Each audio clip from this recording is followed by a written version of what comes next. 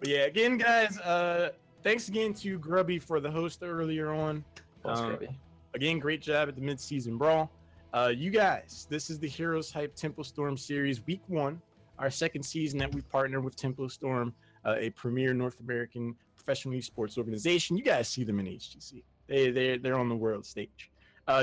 This is the amateur scene. Every Wednesday, you'll see these teams show up from the North American region. We've actually had some folks from South America and Brazil show up too every now and again. That's just interestingly enough. But you can donate to the prize pool. You can type in !Matcherino. The code is HHTempo2. You'll be able to donate a free $1 to the prize pool. What better way to say thanks to these teams for practicing, going through scrims, showing up, and giving us these entertaining games to watch. Then go do that. Just take a few moments, not too long, not too hard. Would appreciate it. Would definitely appreciate it, especially considering how many people are in the stream right now. That would be actually the coolest thing in the world, because there's nothing more important than helping out the amateur scene with this game, because if the amateur scene sees more value in play, they're going to get better, they're going to play longer hours, they're going to play harder, and then those teams and those players are eventually going to transition into the HGC, which is going to make North America a better region over time. So it's really important to increase the value for these amateur players for their time spent. So but yeah, thank you everybody for being here.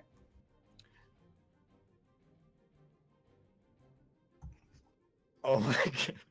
Okay, so we've just heard from our good old fashioned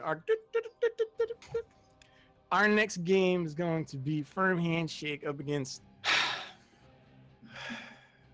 101st. Let's just call them 101st.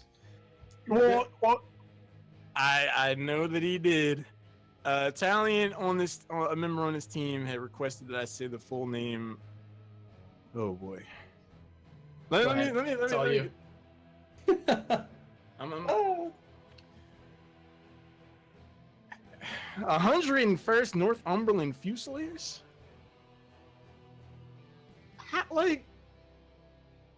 do you come up with these names, man? I don't know.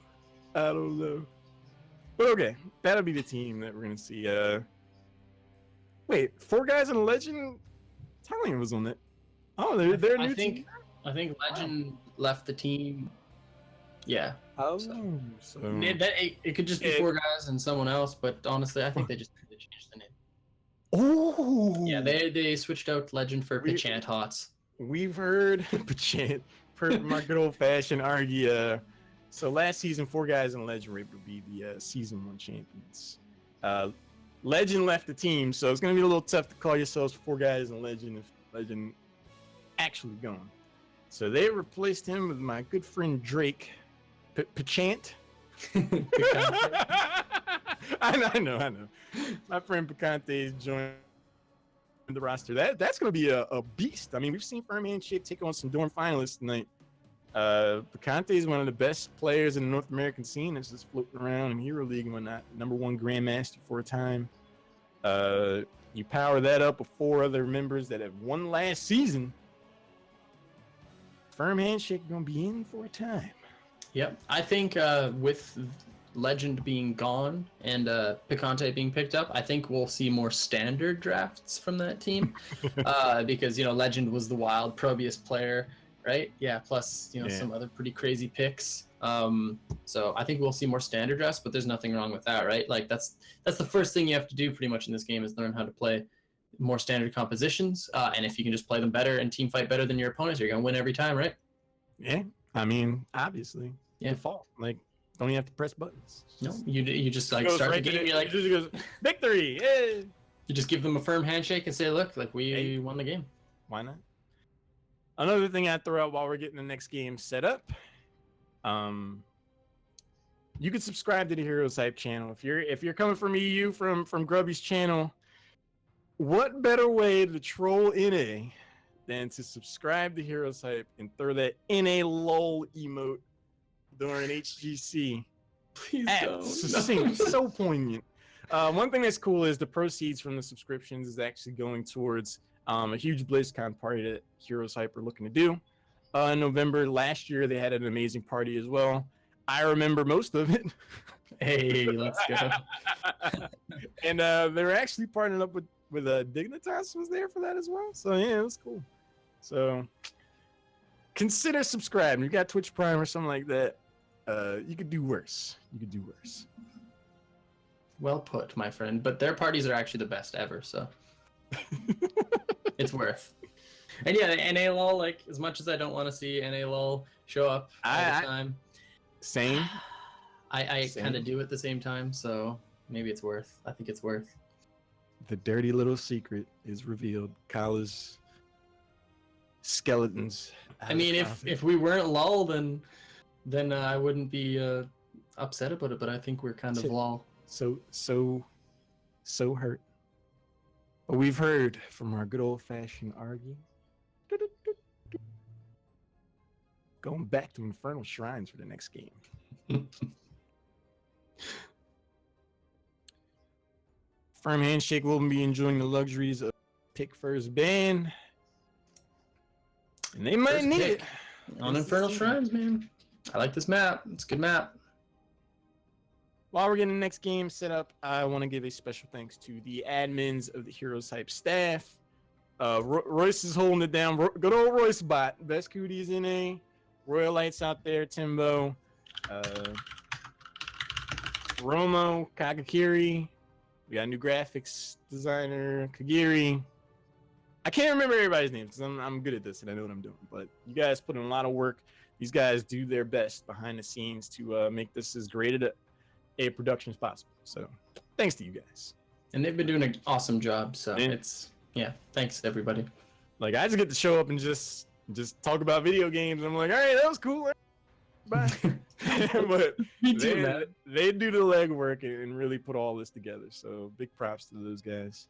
I'm like the exact same way. My girlfriend works with Heroes Hype, and she's messaging me. She's like, "Oh my gosh, like I'm so nervous, like I'm so excited," and I'm like, "Wait, I'm not nervous. I'm just like really stoked to talk about video games with Lauren." Just like kind of like put it all into perspective because she's been working so hard, and everybody else with Heroes Hype has been working so hard. So like as soon as that shows up, as soon as she said that, I was like, "Wait a second, okay, that kind of makes sense." And then like I don't know, it made me feel a little bit better and like less nervous if I was at all in the first place. I was like, these people put in so much work for this tournament. And then it also just made me really happy because, they believe so heavily in the amateur scene. And just, I don't know, it gets me stoked. And Argy was saying the same thing. He's like, I want everything to go just so well. And I'm like, no, dude, it's going to go well. Like, we're going to make it happen. And yeah, I don't know. It's really cool. Yeah, I mean, I always appreciate the work you do because it's like, we just sit here. It's like, hey, there's the next game showing up. Yeah. But yeah, we're getting into the lobby now. We're going back to Infernal Shrines, my personal favorite map to both cast and play. So I'm always excited to see all that. Folks jumping into the lobby right meow. Firm Handshake will be on the left yet again. Now, we saw some draft diversity of sorts from Firm Handshake this evening. They're going up against some pretty stiff competition, all things considered. They're going up against a different beast entirely now. 4 of these members won last season's Heroes Hype Temple Storm series. And while anytime you lose Legend out of your roster, that's a lot of knowledge of the game, a lot of mechanical ability going out the window. One could do way worse than picking up Picante, one of the most dynamic and explosive players outside of the HGC and the NA scene.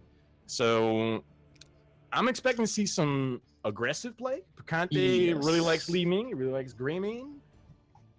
Jin too, man. Do you remember how aggressive he was on his warriors? Like, he's basically introducing the world of Heroes of the Storm to his Diablo play last season. Dude. Like, he was actually destroying people. I added him on my friends list just because I wanted to play with him for a while, and he's a really cool guy. So yeah, Jin's scary too. Lots of the players on 101st are just very explosive, as you said. No joke.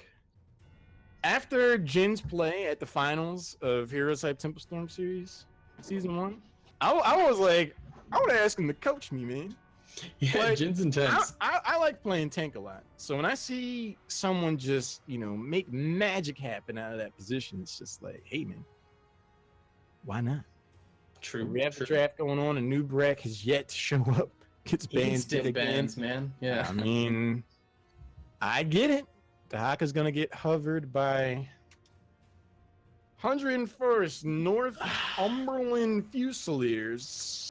I don't know, man. I honestly just don't know about not the name. Obviously, the name is the trollest thing in the world, but I don't know about first banning this Dahaka. Like, you're just saying, here you go. You just won with Uther, have it again.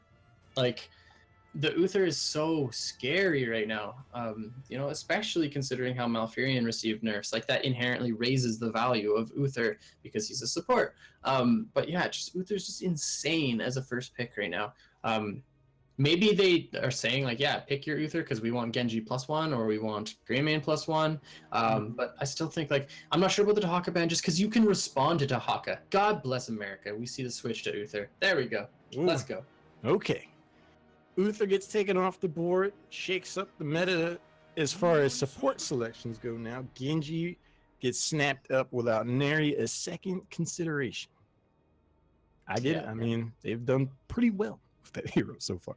Yeah, instant Genji pick, which is fine by me. I like Genji first pick. I think, yeah, as you said, they've been working well with it so far. You know, he's not as good on the shrines, but man, he's got so much mobility and so much dive. It doesn't even matter. Like, you can just basically harass your opponents the entire time. So, first two pickups. Honestly, I'd be picking up the Dahaka here. Like, you know, he's really great on this map for generating lane pressure, for basically using him as that macro hero to soak, especially if you're deciding to give up one of the shrines, because he can gain a lot of value that way too. But yeah, Dahaka probably going to be in this first pick. Actually, the Diablo goes over to 101st. Diablo Tychus, very curious. Diablo, the Lord of Terror, enters the Nexus. I get it, man. I love playing Diablo on this map. And considering who's on the 101st Northumberland Fusiliers, Jin's probably curling that evil mustache right now. Like, get ready, because these apocalypses gonna be next level. But does Diablo really come out in the 1-2? Like, Diablo Tychus? Really? Well, maybe some of those draft shenanigans from last season have over. All right. I remember give it to them this time, because those are comfort picks, right? Like, you gotta give it to them. I did mention before this game even started that Jin's Diablo is absolutely disgusting. I have a spare pair of underwear just in case he pulls out the same moves that he did last time. Like, he's... Ladies and gentlemen, I believe we've lost our co-caster. Reckoning is at hand. the Tyrael Reg... He's gone. What the Wait, is that Argy? No, it's me. Oh my gosh, I thought... No. I love my life. Tyrael and Reg are picked up, man. Okay, so Greymane denied now. So they see the Tyrael, and as I said before, like... actually, wait, no, sorry. Greymane denied this. They actually just don't want Diablo's health pool to be chunked down. We saw that happen earlier, right? Right. Does so much damage to Diablo, and then the mouth as a response. So they're basically doing what we saw earlier, and right now with, like I said, the mouth being, I guess no, that's kind of odd. The mouth banned. They're basically just wanting to put 101st on one of the lesser supports. So, you know, putting him on the Oriel, Karazim, that sort of thing. Yeah, I mean, the current pecking order of the supports makes drafts very interesting. If you want to try to win a draft right now, I think you do it through supports. Yeah, I'm with you. If you see Uther get banned out right away and you're able to get a support of your choice in the first ban phase, you could do worse than the ban of support going through the second round, because it puts 101st Northumberland Fusiliers in something of an interesting spot, because it's like we're pretty much going Karazim. Yep. Basically, which isn't worst case scenario into the Genji, into the Tyrael, but yeah, you know, it's more difficult to pull off, like we were talking earlier. And you know, Diablo can go so deep in these team fights. Woo! There's the diva. And yes, boys, let's go. This is why we saw Diablo show up in the 1-2, because you're gonna have spice added to the back end in the form of diva. Okay, I don't think I've seen diva in Diablo. No, but okay, so Diva's gonna have a difficult time. Oh, maybe. Okay, if they can land the APOC combo with bomb on top of it, like, there's no escaping that. On top of Sulfuris as well, like, there's just no getting away, straight up. That's actually pretty dirty. I'm calling that combo right now, Colin. You've heard it. Sports fans, kid in the back. Diablo Diva, Apocalypse, into the explosion. That's the double D. look how standard and strong Firm Handshake's draft is, though. Like, this is intense. Genji, Tyrael, Rhaegar, Arthas, Kael'thas, like so much shrine control. 101st is also good, but yeah, man, I don't know. Like, that's going to be difficult to deal with. Ragnarok's really strong on shrines, you know, inherently because of his Q, the splash damage. Diablo also good on the shrines just because, you know, you can push in and get that shadow charge onto so many different angles because of the amount of geometry available on those shrines. You know, Arthas is going to take a lot of damage if he steps into it, and Tychus is also just going to be able to shred through the health bar of that front line on Firm Handshake. But 101st draft is, I would say, inherent. It's not as strong as Firm Handshakes, but they definitely do have the tools to deal with it. That's for sure. Especially considering if Arthas like pushes into this fight and then Diablo gets on him and the bomb comes onto the backside of that fight, like there's no way that they escape that. Like Arthas is going to take that damage. And the last pickup with Brightwing. So non-standard draft for 101st. Yeah, 101st. What do you think, Lauren? Non-standard is as apt the description is in here. I just knew we were gonna see Karazhan in there. I mean, I thought so too. So on the side of 101st Northumberland Fusiliers, you see a lot of innovation, a lot of, you know, I don't think anyone expected Diablo Diva Ragnaros to show up, and then the solo Brightwing. Whereas on the other side, Firm Handshake is like you got the definition of just like standard, straightforward. Yeah, you know what you're getting, you know what you're dealing with. So it's gonna be the tried and true, steadfast, going up against the fringe double D comp. And it's literally the exact same comp that they got earlier today, that they won with on this map. So all we would have to do is replace the Arthas with the Diablo, right? So yeah. And that was the exact same draft, and they commanded it. Like, their early game wasn't the strongest, but as soon as those team fights hit, man, like, holy mackerel, like, they just absolutely crushed. I am excited. Hey, you're fearing us. We are in the game, though. Standard versus innovation. Over on the left side, we have the members of Firm Handshake. Vestige is playing Arthas. Necromongers is on Kael'thas levels. From Zeratul over to Tyrael, D-Steves is playing Genji, living that life of recklessness, and Alheimer rounded out on break. Or no, Rhaegar. And on the right in red is the boys in 101st. We got Elhaim on Brightwing, Slice Blade playing Ragnaros, LZ Gamer on Diva, Picante on Tychus, and Jin playing that Diablo. All right, both of these teams want to run down mid and see what happens. They're going to rotate on over, get this party started. Diablo can isolate someone should they get in the right position, but D-Steves has a lot of mobility, as does Levels. It's going to be really hard in that regard for Jin to make a lot happen. You see the Shadow Charge, the Overpower, the Root follows up, Vestige getting a good amount of damage in on Diablo. LZ Gamer spinning around, just using those Nitrous boosters. No take. I think just in general what you just said there is going to be true. Jin really just doesn't do a whole lot. You know, like exactly right there, the charge, like probably the perfect charge onto Vestige there, but no follow-up damage just because of the nature of the comp for 101st. You know, incredible play by the Diablo. Like, I don't even know how he got that charge. Like, this Diablo play is insane. So good, but just no follow-up for the team yet. So I think 101st is just going to have to look to control this map. They have the globals, they have the wave clear. I think that's going to be their win condition for sure. We've got Diva now in this bottom lane trying to push out the wave. Interesting enough, to complement what I just said there, we got Pixie Charm picked up for Brightwing, so they're definitely going to be looking to control this map. Yeah, I mean, the more I'm thinking about this composition on the side of 101st Northumberland Fusiliers, I don't know if you really want to try to team fight until level 10, because you have solo Brightwing. That's not going to be a whole lot, considering, as far as support and sustain goes. You have a warrior in Diablo. You have two warriors that have no self-sustain outside of a mech, blowing up and coming back. I don't know how aggressive you really want to be here, but don't tell that to 101st Northumberland Fusiliers. They're helping themselves with this top lane. So this is actually really valuable for 101st. They are trading the lanes, but they kind of just want to push this game into later levels pretty much as fast as they can. Because, you know, if they're meeting these early levels in team fighting, they don't want to do that at all. And at the same time, Elhaim actually does get dove onto in this mid lane, and Brightwing goes down. The follow-up Shadow Charge onto Heyo, and Jin does a massive amount of damage onto the Rhaegar, but again, just no damage there to follow it up. I would expect to see 101st just completely abandon this shrine, 3 push, and then just use Molten Core to deny the push of the Punisher. But we do see Slice Blade on that Ragnaros coming down, trying to steal some of these Guardians away. They're feeling daring and bold. Brightwing is going to be able to teleport back in. Vestige leading the charge, low on health, gets polymorph, but the health bar evaporates on Picante. We see Diva trying to peel for their teammate. It's not going to be enough. Tychus again waits to respawn. Brightwing with no mobility, having used teleport, is taken down as well. And this early game team fight pressure is just not there right now for 101st Northumberland Fusiliers.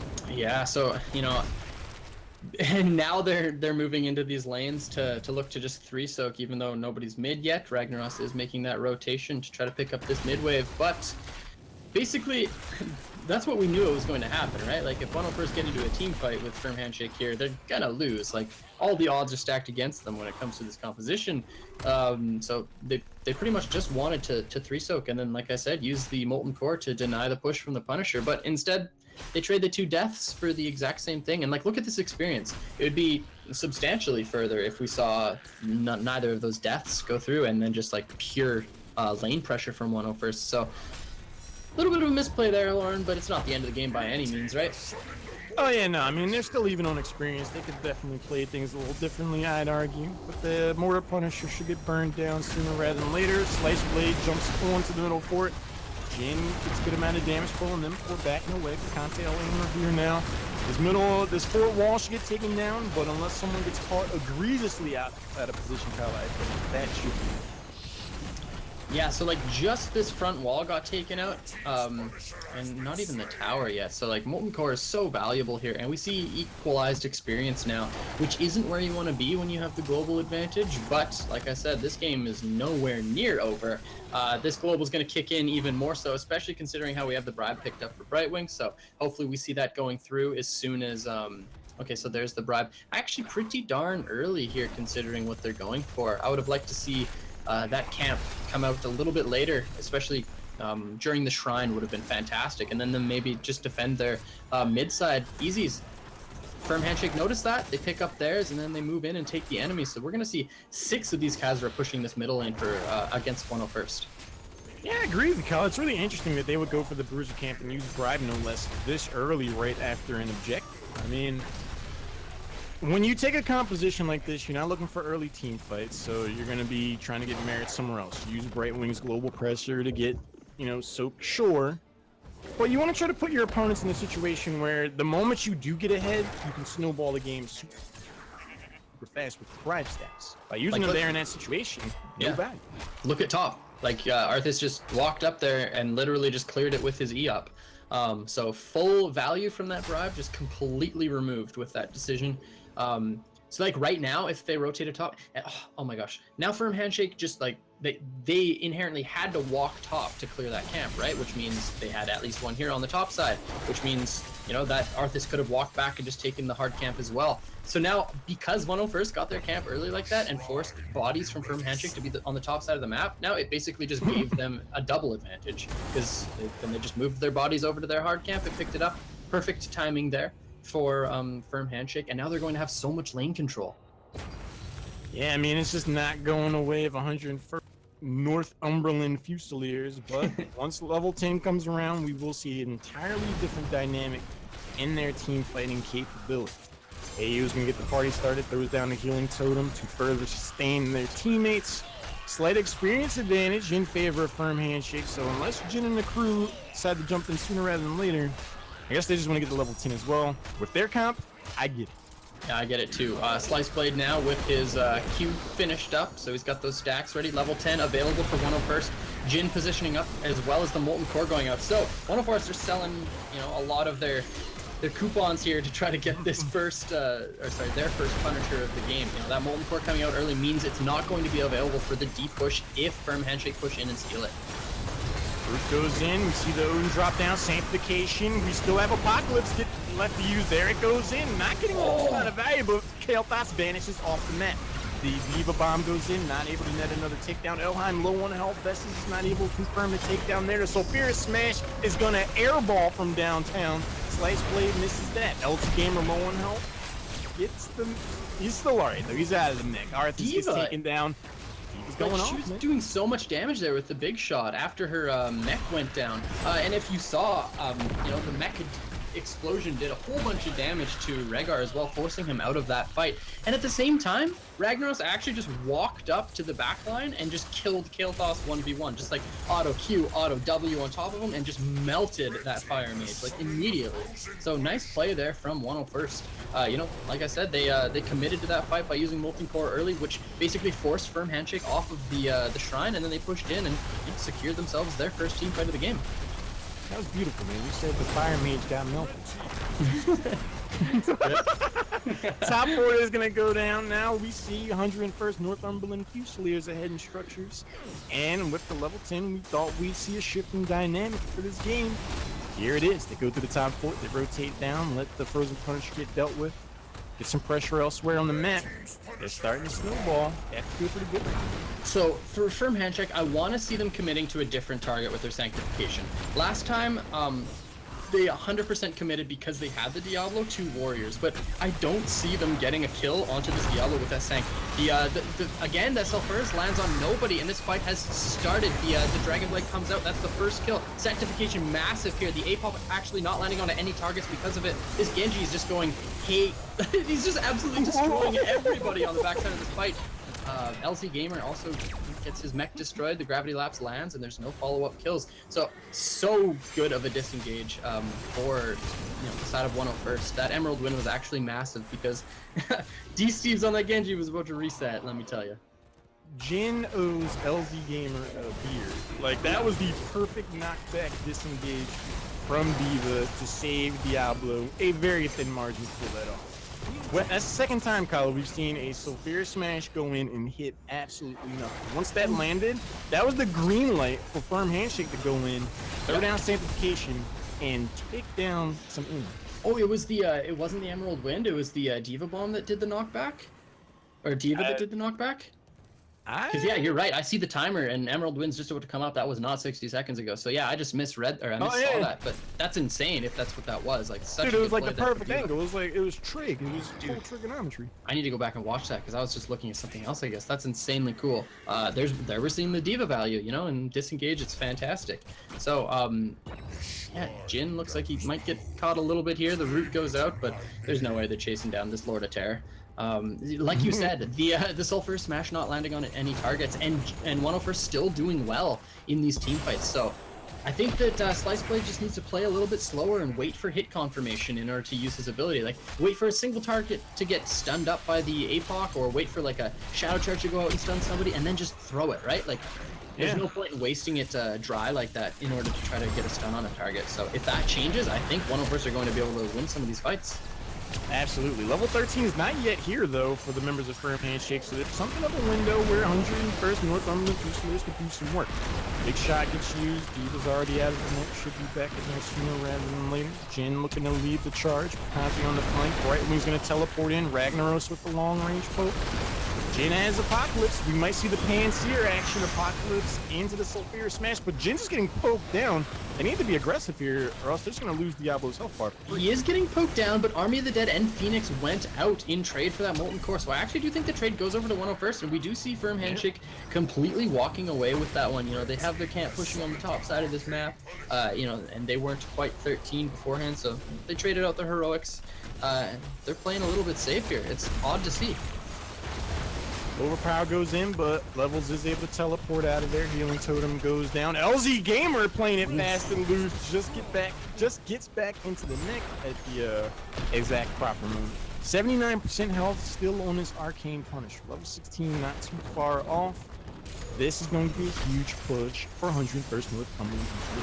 Yeah, and they send Brightwing top in order to get this experience, and now Firm Handshake are just looking at taking out these towers to try to get themselves the 16. The bomb comes out on the back side of this fight, forcing Firm Handshake away, and now it looks like Firm Handshake are looking to force a team fight. They probably should have done it a little bit earlier because the 16 is now showing up for 101st, and now they're not going to be able to fight this. This is not looking good for the team without a global. It's going to be super difficult to get back into this game. That's like a 2.5 level difference, Lauren.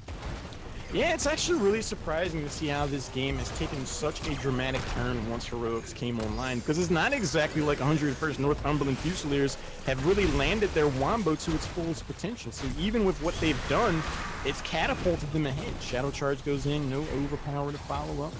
They're going to be able to disengage. They have the run of the show right now. Yeah, emergency shielding, also the talent picked up for D.Va, which is pretty interesting.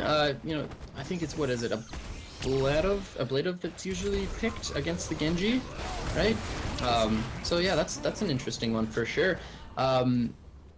Obviously this player knows what he's doing though, because they've probably played this in scrims before, but yeah, actually making the D.Va look pretty strong. What do you think?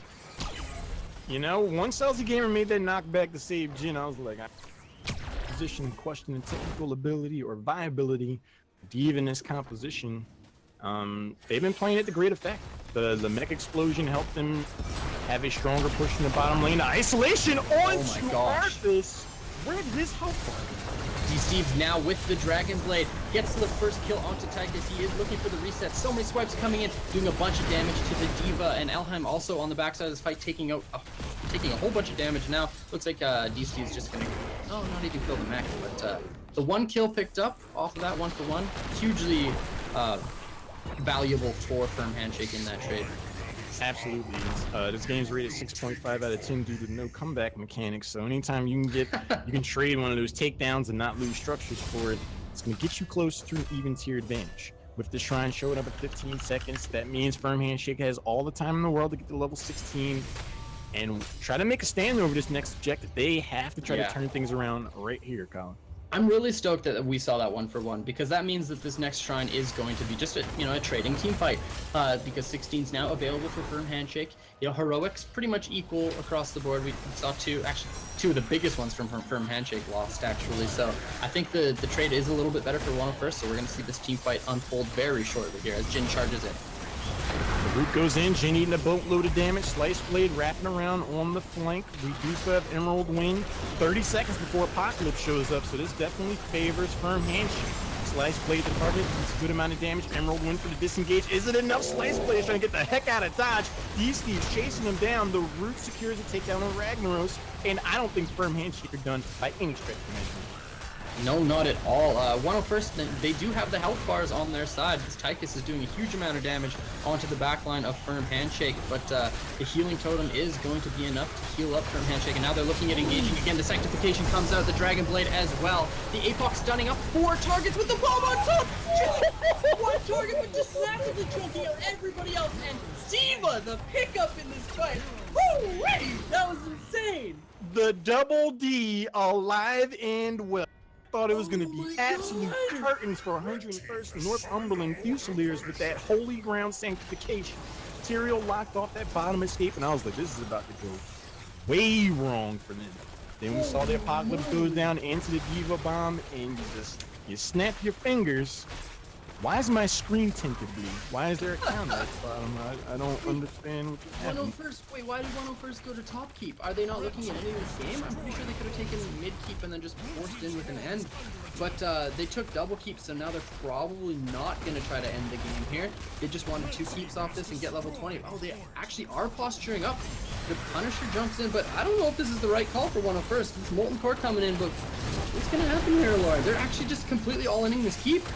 Firm Handshake are in for the fight of their lives right now. Save their core. The core is down to 75% in, falling. Jin's low on health, getting sustained by Alheim.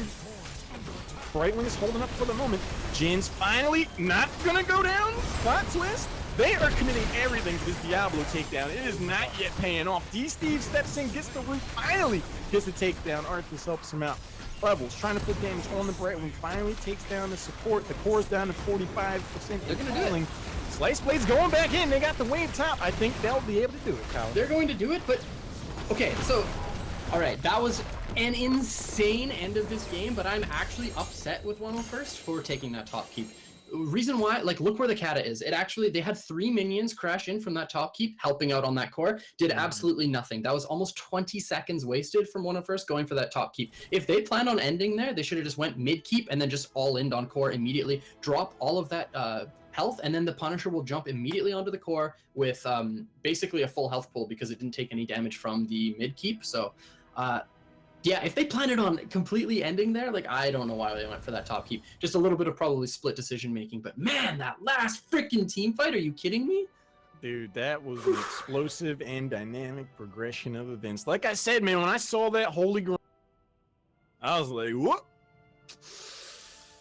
That's going to be tough. Yeah. But then that Apocalypse, man, I called it in draft. Apocalypse into the Diva Bomb, the double D. I'm not sure if you can say that, but I like it. and yet. Dude, I mean, so good. It only needed to happen one time. Yep. But when it did, dude, I saw that 4-person APOC and I was like, hold my beer, Twitch chat. Like, yeah. What? This is insane. Yeah. To quote Kala, woo-wee! Is that what I said? I mean, dude, you were there. You were in there. I just don't remember. I never remember things that I say, man. Like, I just say stupid stuff. Same. Yeah. You were just so moved, so very inspired. Yeah. That was actually so cool. I'm stoked that we saw that. Oh, yeah. We're hearing from our good old-fashioned argy. We've been told we'll be taking a short break, 5-10 minutes tops. But in the meantime, this gives you all the time in the world to type in !Matcherino in the chat. Our lovely Royce bot will direct you to a link where you can type in a code, HHTempo2. You'll be able to add $1 free to the donation for the prize pool. Season 2 Heroes Hype Tempo Storm series. These teams, this is the first week, and these teams are showing up and giving us such exciting games to watch. What better way to say thanks than to take just a few moments and donate a free $1 to the prize pool and help support the amateur scene. Please do. Do it. Dare you. I dare you, everybody in chat. Everybody in the stream, I dare you to do what Haloran just said. Yeah. Double dog dare you. I double D dare you. Double D dare. Do it for the double D. Yeah. Meme coming back. Let's go. But until then, we're going to take a short break. You guys don't go anywhere. My name's Haloran, joined by the Fox of Hot, the Kitsune of Heroes, the community coach, your neighborhood